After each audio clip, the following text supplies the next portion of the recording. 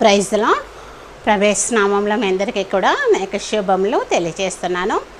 ఈరోజు మన యొక్క అంశము ఏంటంటే స్త్రీల గురించి మనం ఈరోజు తెలుసుకుందాము. మన యొక్క వాక్య భాగము పరిశుద్ధ గ్రంథంలో నుండి ఆదికాండము 3వ అధ్యాయము 6వ వచనం ఒకసారి మనము చూద్దాము.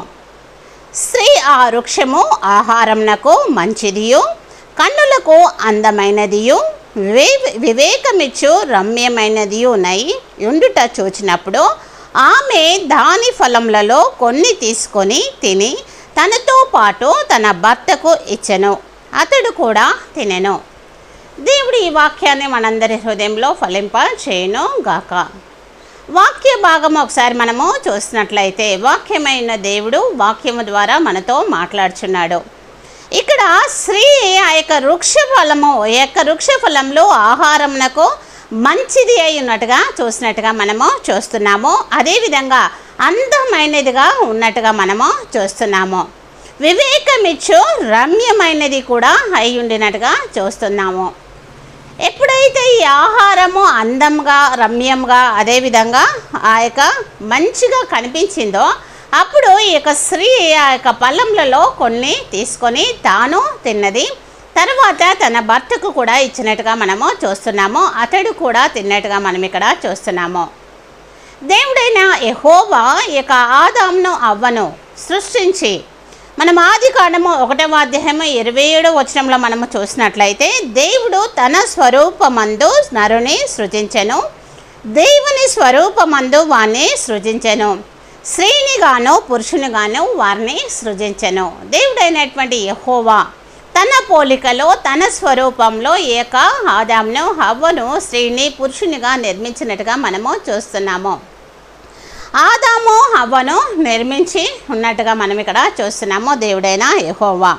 ఇక పురుషుడు ఒంటరిగా ఉండుట మంచిది కాదని ఒక స్త్రీని సహకారిణిగా పురుషునికి దేవుడు ఇచ్చినట్లుగా మనం ఇక్కడ చూస్తున్నాము. పురుషుడు ఒంటరిగా ఉండుట మంచిది కాదు అని దేవుడు ఎరిగి దేవుడు ఒక స్త్రీని సహకారినిగా ఈ యొక్క పురుషునికి ఇచ్చినట్లుగా మనం ఇక్కడ చూస్తున్నాము. ఇక్కడ ఈ ఇద్దరు కూడా దైవ దృష్టిలో ఈ ఇద్దరు కూడా సమానమైనటువంటి వారై ఉంటున్నారు. దేవుని దృష్టిలో వీరిద్దరు కూడా సమానమైనటువంటి వారై ఉంటున్నారు. అదేవిధంగా ఇద్దరు కూడా ఈ స్త్రీ పురుషులు ఇద్దరు కూడా దేవుని పోలికతోనే అదేవిధంగా దేవుని ఆత్మ స్వరూపము కలిగి ఉన్నట్టుగా మనం ఇక్కడ చూస్తున్నాము. దేవుని పోలికలో దేవుని స్వరూపంలో వారు ఉన్నట్టుగా మనము చూస్తున్నాము ఇద్దరు కూడా. అదేవిధంగా ఈ ఇద్దరికి కూడా ఒకే విధమైనటువంటి అధికారంను ఇవ్వబడినది. ఇద్దరికి ఇద్దరు సమానంగా వారిద్దరిని నిర్మించి ఉన్నాడు దేవుడు. ఇద్దరిని తన పోలికలో తన స్వరూపంలో నిర్మించాడు దేవుడు. అదేవిధంగా ఒకే రీతి అయినటువంటి అధికారంను కూడా దేవుడు ఇక్కడ ఇచ్చినట్టుగా మనము చూస్తున్నాము. అదేవిధంగా మనము ఆదామును చూసినట్లయితే ఆదామునైతే దేవుడు నేల మట్టితో సృష్టించి ఉన్నాడు. ఆదామును దేవుడు నేల మట్టితో సృష్టించి ఉన్నాడు. కానీ హవ్వను మాత్రము యవ్వన బలము కలిగి ఉన్నటువంటి ఈ యొక్క ఆదాము ప్రక్కటెముక నుండి దేవుడు హవ్వను సృష్టించినట్లుగా మనము చూస్తున్నాము. ఆదామును దేవుడు నేల మట్టితో సృజించాడు, కానీ హవ్వను మాత్రము ఆదాము యొక్క ప్రక్కటెముకతో ఈ యొక్క హవ్వను సృష్టించినట్టుగా మనము చూస్తున్నాము. అధికారంలో అదేవిధంగా పూజించుటలో అదేవిధంగా సహవాసంలో కూడా ఇద్దరికి కూడా ఒకే రీతిగా వారిని దేవుడు సృష్టించి ఉన్నాడు. అధికారంలో అదేవిధంగా పూజించుటలో అదేవిధంగా సహవాసంలో కూడా ఇద్దరిని ఒకే రీతిగా ఉండున్నట్లుగా దేవుడు వీరిని సృష్టించి ఉన్నట్లుగా మనము చూస్తున్నాము. స్త్రీని దేవుడు ఎప్పుడైతే దేవుడు స్త్రీని సృష్టించి ఆదాము దగ్గరికి పేరు పెట్టుటకు ఆమెను తీసుకొని వచ్చినట్టుగా మనము చూస్తున్నాము. ఎప్పుడైతే దేవుడైన యెహోవా ఈ యొక్క అవ్వను సృష్టించి ఈ యొక్క ఆదాము దగ్గరికి తీసుకెళ్ళినప్పుడు ఆదాము ఆమెకి నారి అని పేరు పెట్టినట్టుగా మనము చూస్తున్నాము. దేవుడైన యెహోవా ఇక హవ్వను సృష్టించి హవ్వను ఆదాము దగ్గరికి తీసుకొని వెళ్ళినప్పుడు పేరు పెట్టుటకు తీసుకెళ్ళినప్పుడు ఆదాము ఇక హవ్వకు నారి అని పేరు పెట్టినట్టుగా మనము చూస్తున్నాము. ఆదికాండము 2వ అధ్యాయము 23వ వచనంలో మనము ఈ వాక్య భాగాన్ని చూడొచ్చు. అప్పుడు ఆదాము ఇట్లా, నేను నా ఎముకలలో ఒక ఎముక, నా మాంసంలో మాంసము, ఇది నరునిలో నుండి తీయబడెను కనుక నారి అనబడును అని ఇక్కడ వాక్యము ద్వారా మాట్లాడుతున్నాడు దేవుడు. ఆదాము మాట్లాడినటువంటి మాటలై ఉంటున్నవి.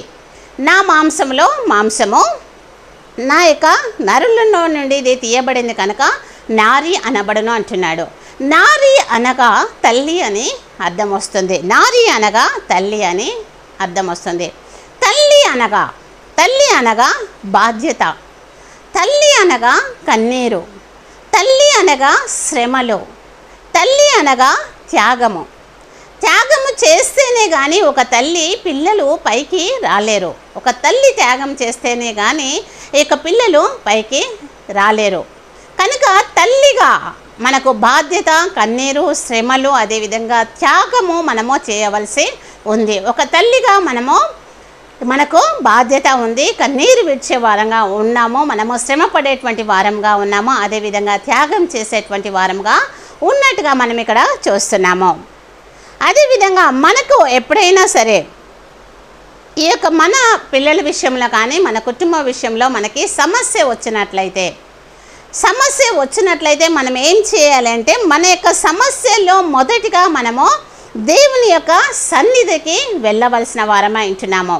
మన సమస్యలలో మనము మొదటిగా దేవుని సన్నిధికి వెళ్ళాలి. దేవుని సన్నిధానంలోకి వెళ్ళి దేవుడి ముందు మనము నమస్కారము చేయవలసిన వారమై ఉంటున్నాము. అదేవిధంగా దేవుని యొక్క సన్నిధానంలో మనము సాగిల పడేటువంటి వారంగా ఉండాలి. ఎప్పుడైతే దేవుడి సన్నిధికి మనం వెళ్ళి, దేవుని యొక్క సన్నిధానంకు మనం వెళ్ళి, దేవుని సన్నిధానంలో దేవుడికి నమస్కారం చేసి మనం ఎప్పుడైతే సాగిల పడతామో, అప్పుడు మనము సాగిలను పడిన తర్వాతనే అప్పుడు మన యొక్క సమస్యలన్నిటిని కూడా దేవునికి మనము అప్పగించాలి. దేవుని సన్నిధికి వెళ్ళి నమస్కారం చేసి సాగిలపడి మన సమస్యలను దేవుడికి అప్పగించేటువంటి వారంగా ఉండాలి. అప్పుడు మన యొక్క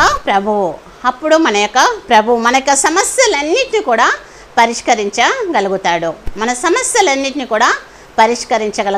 మన దేవుడు. మనము దేవుని సన్నిధికి వెళ్ళి ఆయన సన్నిధానంలో నమస్కారం చేసి ఆయన సన్నిధానంలో మనము సాగిలపడి మన సమస్యలను దేవునికి అప్పగించినప్పుడు దేవుడు అప్పుడు మన సమస్యలన్నింటినీ కూడా పరిష్కరించేటువంటి వారుగా ఉండి ఉంటున్నారు.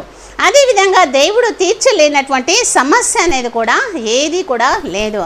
అన్నీ కూడా ఆయనకి సాధ్యమై ఉంటున్నాయి. దేవుని యొక్క సన్నిధానంలో మనం ఎప్పుడైతే మన సమస్యను పెడతామో వాటన్నిటిని కూడా దేవుడు పరిష్కరిస్తాడు. దేవుడికి అసాధ్యమైంది ఏదీ లేదు, సమస్తము కూడా సాధ్యమై ఉంటుంది.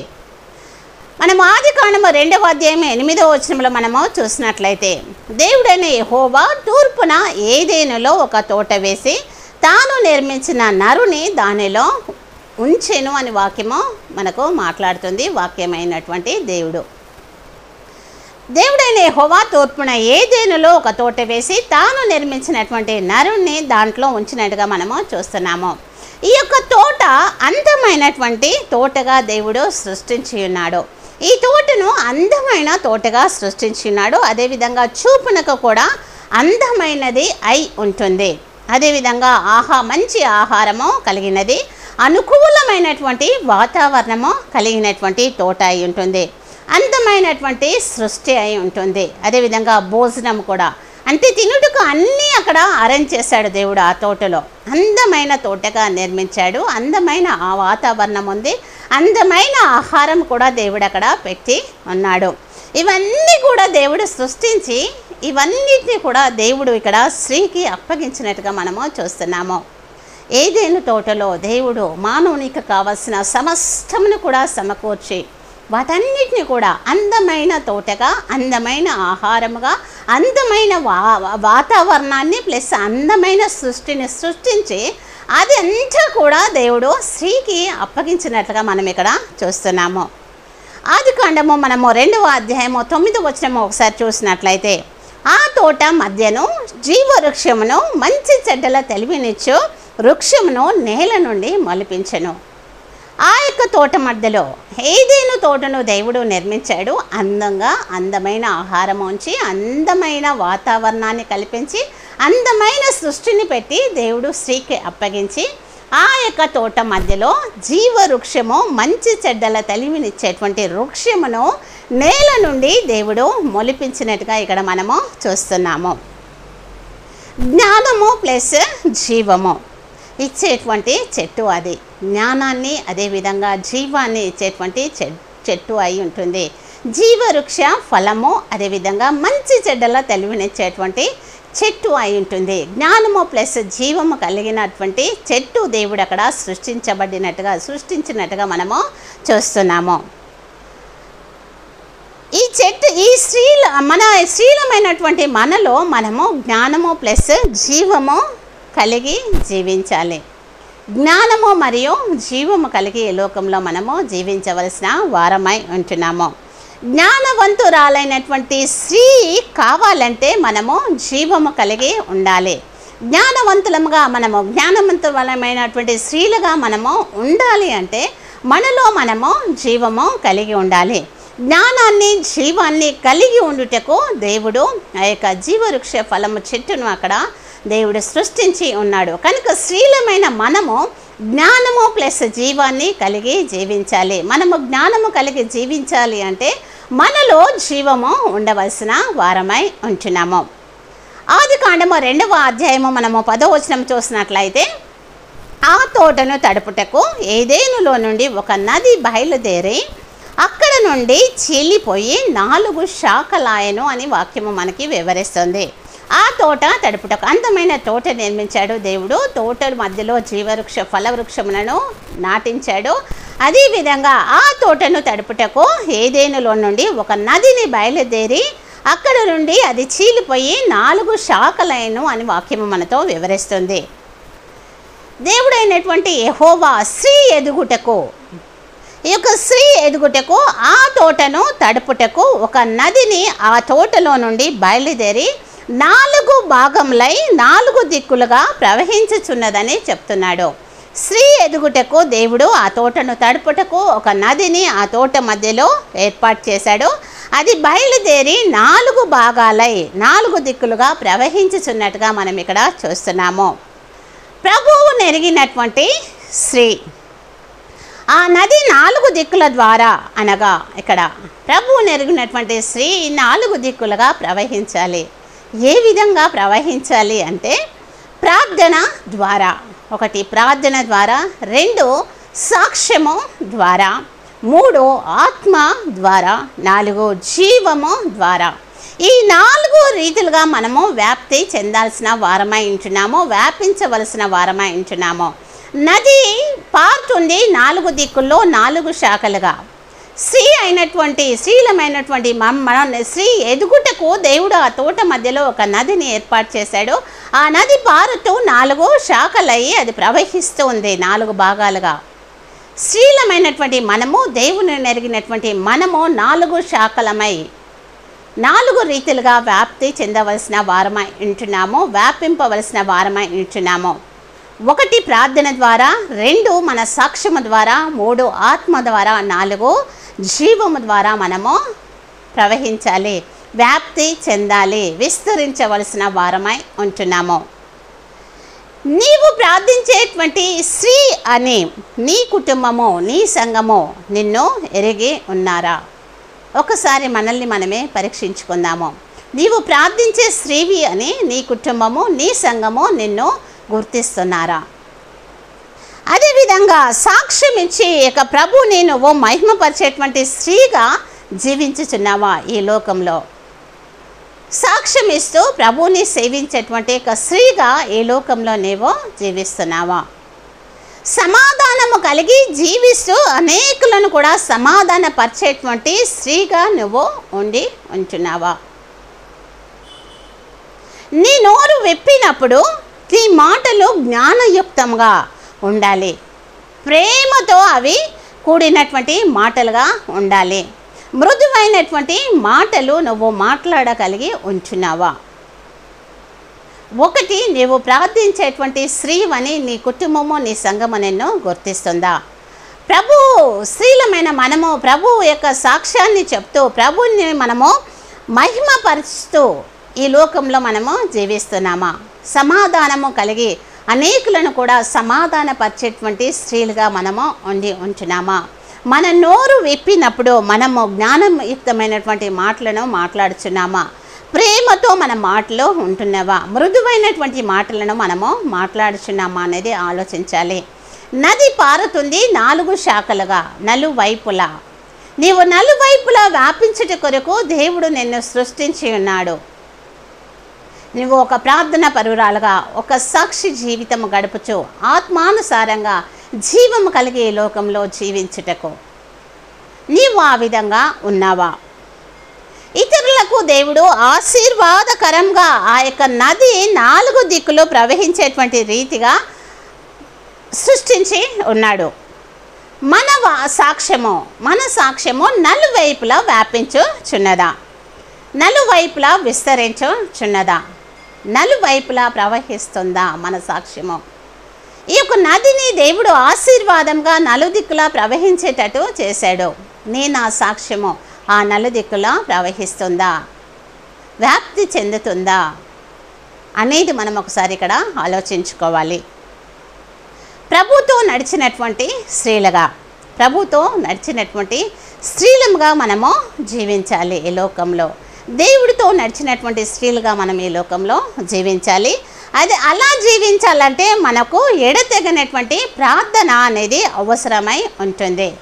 దేవునితో నడిచినటువంటి స్త్రీలుగా మనము ఉండాలి అంటే, మనం ఆ విధంగా జీవించాలంటే ఎడతెగక మన యొక్క జీవితము ప్రార్థనా జీవితమై ఉండాలి. ప్రార్థన అనేది మన జీవితంలో అవసరమై ఉంటుంది. ఎడతెగని ప్రార్థన అవసరమై ఉంటుంది. అధికారాన్ని, అదేవిధంగా బాధ్యతను, స్వారూప్యంను ఏకరీతిగా ఉంచగలిగినటువంటి దేవుడు. వ్యత్యాసం ఏమీ లేదు ఇక్కడ. సమముగా ఇచ్చాడు దేవుడు, సహకారినిగా మాత్రమే. నువ్వు తక్కువ దానిగా నేను చేయలేదు దేవుడు. అధికారాన్ని, బాధ్యతను, అదేవిధంగా స్వారూప్యాన్ని ఏకరీతిగా ఇచ్చాడు దేవుడు. సాటి అయిన సహాయకురాలుగా దేవుడు నిన్ను ఉంచి ఉన్నాడు. దేవుణ్ణి ఆరాధించుటలో, పూజించుటలో, సహవాసంలో, అధికారంలో సమమైనటువంటి హక్కును నీకు దేవుడు ఇచ్చి ఉన్నాడు. ఒక స్త్రీగా లోబడుటకు స్త్రీ అనేది నేర్చుకోవాల్సిన అవసరం ఉంటుంది. లోబడుట అనేది స్త్రీలో నేర్చుకోవాలి. నా చిత్తం కాదు ప్రభా, నీ చిత్తాన్ని మా పట్ల సిద్ధింప చేయమని ప్రార్థించేటువంటి స్త్రీలు అవసరమై ఉంటుంది. లోబడాలి. ఒకటి, నా చిత్తము కాదు ప్రభా, నీ చిత్తాన్ని మా పట్ల నెరవేర్చమని ప్రార్థించేటువంటి స్త్రీలు కావాలి. ఆ విధంగా దేవునికి మనల్ని సమర్పించుకోగలిగేటువంటి వారంగా ఉండాలి. ఇక తోటలో మనము చూసినట్లయితే మనము హవ్వ ఒక్కదాన్నే చూస్తలేము. ఇక్కడ తోటలో మధ్యలో ఇక ఇద్దరు ఉన్నప్పటికీ కూడా, ఆదాము హవ్వ ఇద్దరు ఉన్నారు. కానీ సాతాను హవ్వ దగ్గరికి మాత్రమే వచ్చింది. ఇక్కడ తోటలో ఇద్దరు మనుషులు ఉన్నారు, హవ్వ ఆదాము ఇద్దరు ఉన్నారు. కానీ సాతాను మాత్రము హవ్వ దగ్గరికి మాత్రమే వెళ్ళింది. ఎందుకు హవ్వ దగ్గరికి వెళ్ళింది అంటే, మాటలు వినడానికి ఇష్టపడుతుంది కనుక.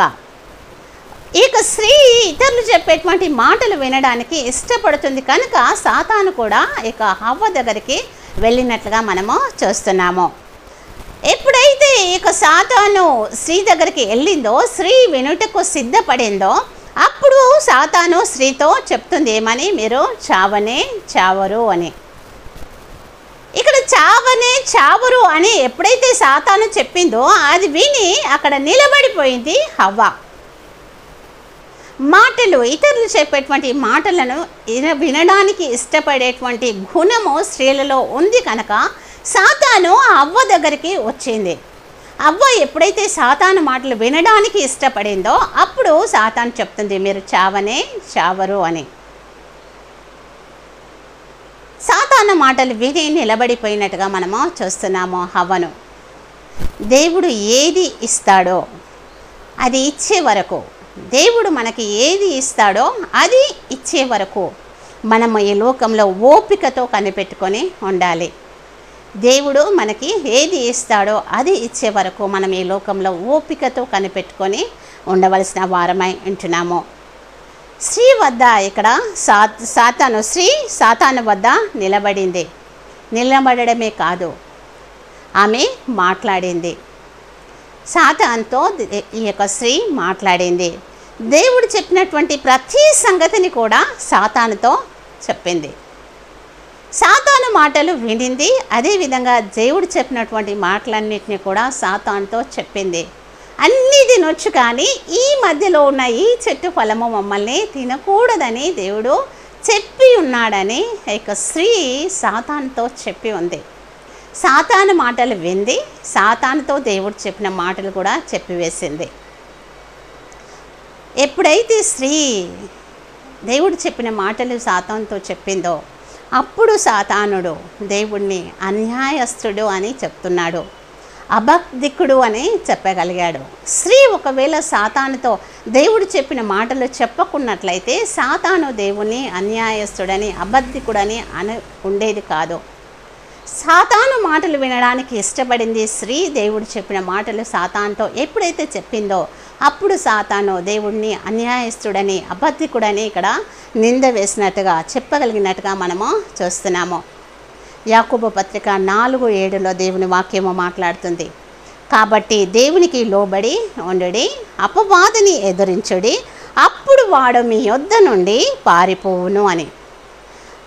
దేవునికి లోబడి ఉండుడి, అపవాదిని ఎదురించుడి, అప్పుడు వాడు మీ యొద్ద నుండి పారిపోవునని. దేవునికి మనము లోబడి ఉండాలి, అపవాదిని మనము ఎదిరించేటువంటి వారంగా ఉండాలి. ఎప్పుడైతే మనము దేవునికి లోబడి అపవాదిని ఎదిరిస్తామో అప్పుడు వాడు మన యొద్ద నుండి పారిపోతాడు అని వాక్యము మనతో వివరిస్తుంది. వాక్యమై ఉన్న దేవుడు వాక్యము ద్వారా మనతో మాట్లాడుతున్నాడు.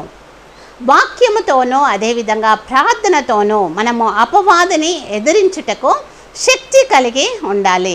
వాక్యంతో అదేవిధంగా ప్రార్థనతో మనము అపవాదిని ఎదిరించేటువంటి శక్తిని మనము కలిగి ఉండాలి. ప్రియమైనటువంటి తల్లులముగా, స్త్రీలముగా మనము ఇతరుల యొక్క మాటలను సొంపుగా వింటున్నామా?